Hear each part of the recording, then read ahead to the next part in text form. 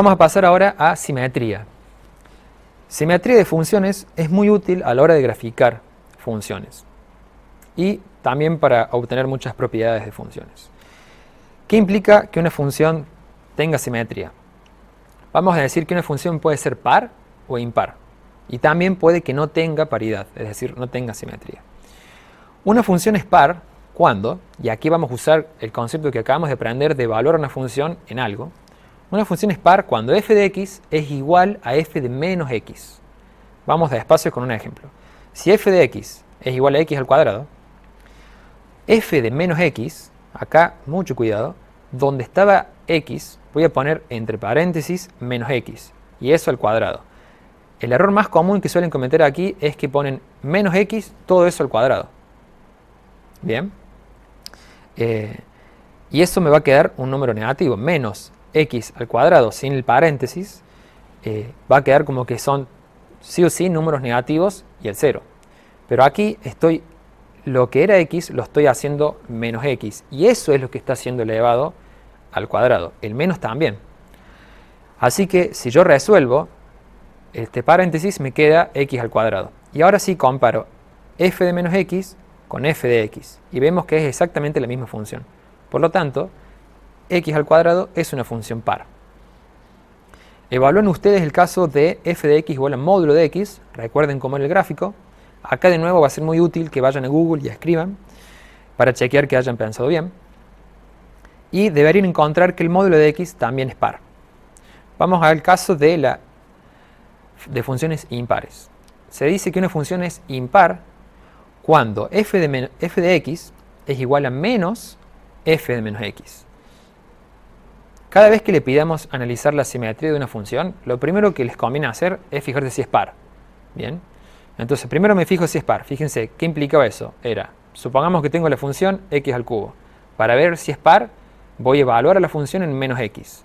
Entonces, f de menos x es igual a lo que estaba como x, lo pongo entre paréntesis, y ahora escribo lo que está dentro del paréntesis, menos x. Eso al cubo me va a dar menos x al cubo. Acá puedo, recuerden que una potencia, si yo planteo este argumento como menos 1 por x, a la potencia la puedo distribuir y me va a quedar menos 1 al cubo, menos 1. Y x al cubo, x al cubo. Así que me queda menos x al cubo. Para ver si es par, yo me fijo si esta función es igual a la función original. Y veo que no es igual, es la opuesta de esa función. Así que ya sé que no es par. Pero ahora continúo y veo si es impar.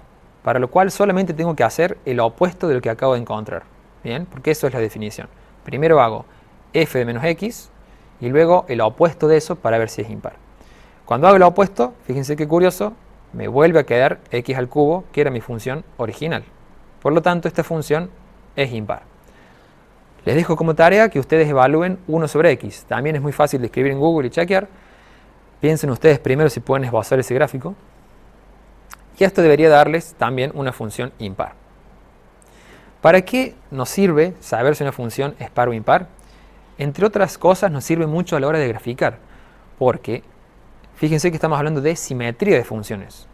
¿Qué implica esta simetría en la gráfica? Cuando una función es par, podemos agarrar la parte positiva de las x, miro la gráfica, agarro los valores de x iguales a 0 y positivos, y la espejo respecto del eje de las ordenadas. Y fíjense que, por ejemplo, esta función, yo la tomo aquí y la espejo respecto del eje de las ordenadas y me queda de esa forma. ¿Bien? Y no tuve que yo graficar esta parte ni pensar en cómo es. Como sé que es una función par, sé que se va a espejar en el eje de las ordenadas. Así que me basta solamente hacer un lado y espejarlo del otro. En el caso de las funciones impares, es similar pero con un truquito más. Primero tengo que espejarlas respecto del eje de las ordenadas, y a eso que me quedó ese espejado, lo vuelvo a espejar respecto del eje de las abscisas. ¿Bien? Entonces hago este espejado y luego hago este espejado. Las funciones que son impares satisfacen esas condiciones. Así que de nuevo, probablemente en algún momento cuando les pidamos graficar una función, antes les vamos a preguntar si esa función es par o impar. En el caso de que lo sea, úsenlo a su favor y hagan solamente un lado de la gráfica y luego despejen en consecuencia el otro lado. Si es par, una vez, si es impar, dos veces.